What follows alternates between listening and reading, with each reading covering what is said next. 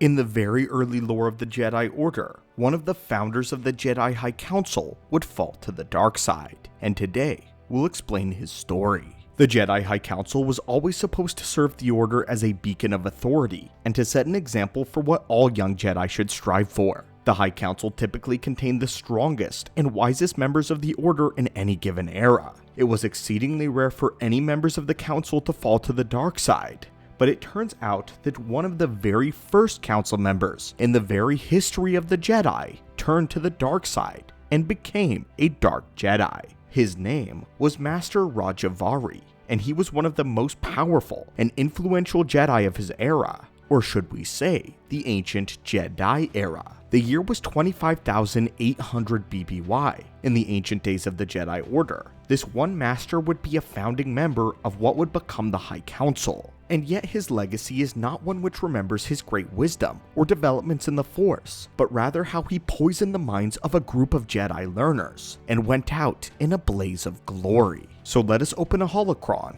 and look into the scandalous history of the Jedi Order and study the life of Master Rajavari. But before we begin, we have had a terrible premonition in the Force. Many who visit and use our archives have not yet subscribed to our order, so if you've been enjoying the daily holocron uploads and openings, reach out and crush that subscribe button. It is your destiny. Now acolytes, let us begin. Anytime a Jedi falls to the dark side, it is a tragic event, especially if they're a Jedi Master. But this one was especially heart-wrenching when we know exactly who Rajavari was. Master Rajavari was a well-respected Jedi Master within the Jedi Order, known for being extremely wise and strong. In fact, he would be a general in the first two wars ever fought by the Jedi, the Despot War and the Force War.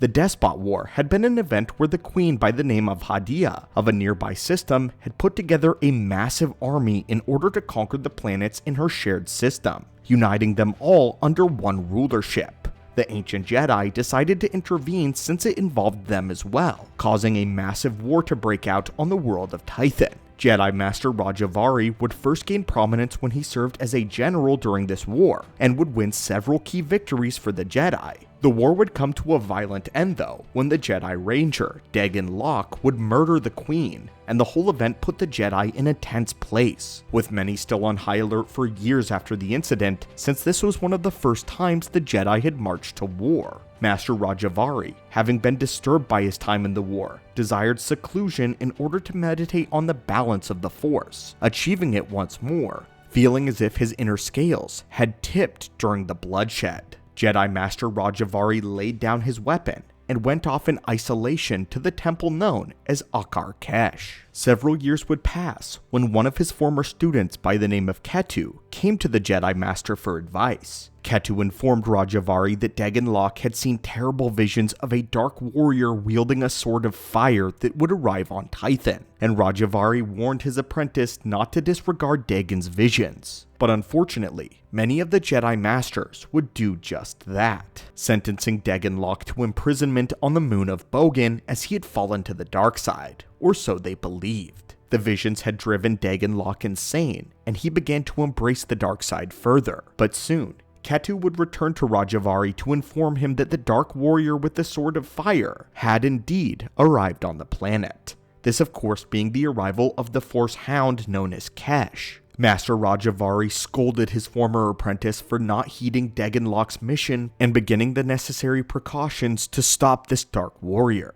predicting that if one arrived, an army of them may soon follow. Unfortunately, Master Rajavari was correct, predicting the beginning of a long, terrible conflict. Thus began the Force War with the Rakata Empire. Coming out of his isolation, Master Rajavari would lead a contingent of Jedi in the war with the Rakata, helping drive them off of Tython once and for all. And it would be after this event that the Jedi decided to establish a firm council of masters to preside over the Order, ensuring that the Jedi would be more united in their decision-making and not separated. Master Rajavari was among the founding members of this new council, and along with his new title, he began to train the first Jedi lorekeepers, establishing the Fount of Rajavari.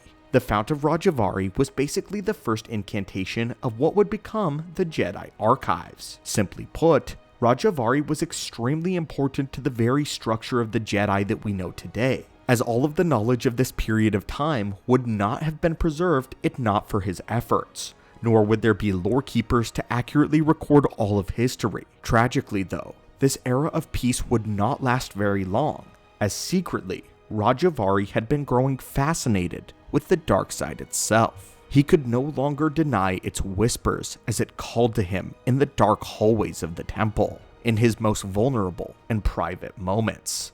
The reason for Master Rajavari's fall is not currently known, making his fall extremely rare among the lore. Fascinated with why this Jedi Council member would fall though, we must look at a few factors, and we have found something. We discovered that he was a Jedi back in the days when the Order hadn't committed to being peacekeepers, or ones to fight the dark side directly. Master Rajavari, like many of the other ancient Jedi, were scholars, one who wanted to seek out the mysteries of the Force, and were not warriors yet. However, they were thrown into a war, one which cost them hundreds of thousands of Jedi lives and lives of innocents. Shortly after this, Master Rajavari's own order decided to imprison a man who had a terrible vision of the future, a vision that came true. The result was yet another war and mess that he had to clean up. Forced to come out of the self-chosen exile in order to fight against the first real dark side threat the Jedi had ever faced, Rajavari stared directly into the abyss,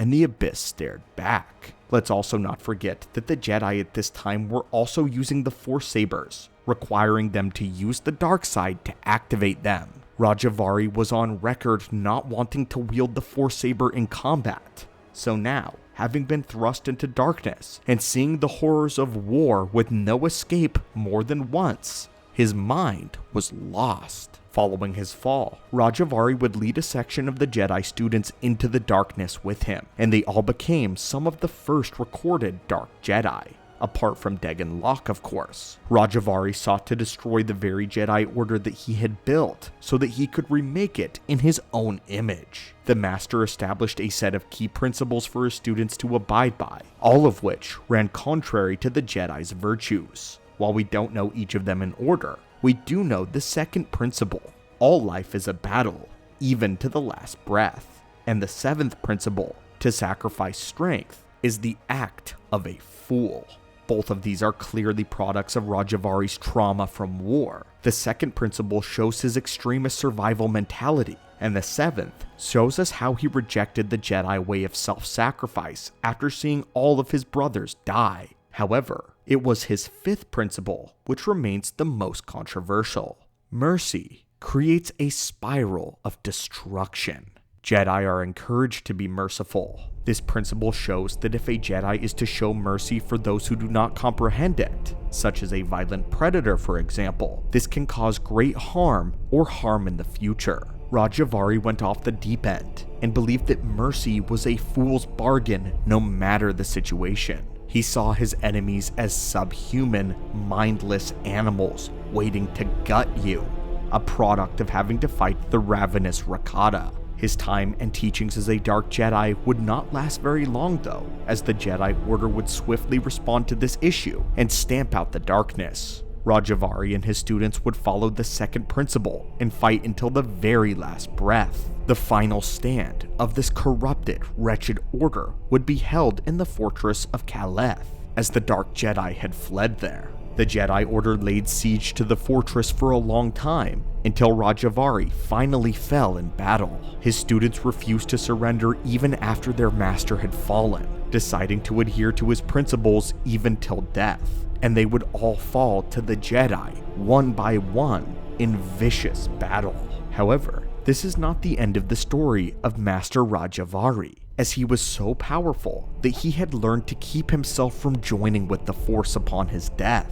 He became a Force ghost, and his spirit lingered in the hidden fount of Rajavari, awaiting the day that a worthy disciple would come and become the heir to all of his knowledge. Thousands of years later, during the Cold War when the Jedi had returned to Tython, a young Jedi by the name of Naylan fell to the dark side, seeking out the teachings of the ancient Rajavari. He managed to find the fount of Rajavari and move through all of the traps that the Master had set behind. Each of these traps were meant to test the Seeker to see if they had truly adhered to his teachings. However, Nayland had to just walk right through them instead of solving them. This caused him to suffer greatly, as the tests ended up driving him insane, and when he eventually found the ghost of Rajavari, he inherited all of the knowledge and set off to destroy the Jedi, something even more grotesque than Rajavari had become. A Padawan who was following Nayland ended up making it through the traps as well, and communed with the spirit of Rajavari. And it's here when the Force Spirit expresses his remorse for having given his knowledge to the young Nayland. Rajavari admits that he wanted to create a successor, but instead created a real monster. His traps had warped Nayland's mind, and now he wanted to destroy the Jedi instead of remake it. Rajavari had never wanted the Jedi to die out entirely. He wanted them to become better, stronger, more like him. Nayland attempted to first destroy, though, the Great Forge, crippling the Jedi. The Forge, where all of the lightsabers were constructed, and this would strip the Jedi of their martial power and leave them vulnerable to attack.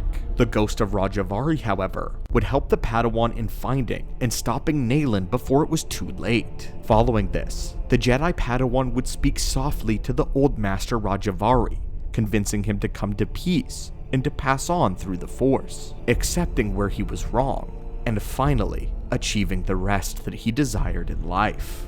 In the end, Master Rajavari was amazingly wise, powerful, and influential. He was not the typical Dark Jedi who only wanted destruction and acted like a madman. He was well-spoken, thoughtful, and calm. He established many things in the structure of the Jedi which have lasted to this very day in the lore, and his intention was to cleanse the Jedi and make them stronger. However, he had been warped by trauma of 2 wars, ones that he begged not to have to participate in. He was angered by the short-sightedness of his peers, but in the end, he showed great sadness and remorse for having led a young Jedi to attempt to destroy the Order that he truly loved deep down. He redeemed himself by helping the Padawan take down Nayland, preserving the Jedi, and passing on through the Force. And so, my friends, this was the story of the first Jedi Council member who fell to the dark side. And now, what do you think of this man? Do you wish we could see more and learn from the wise words of Rajavari, discerning more about the dark side and dark side wielders from him? If you enjoyed this longer video, it would help us out a great deal if you could leave a like, and we would love to hear your comments on this story. As always, my friends, thank you so much for visiting the archives today, and may the Force be with you always.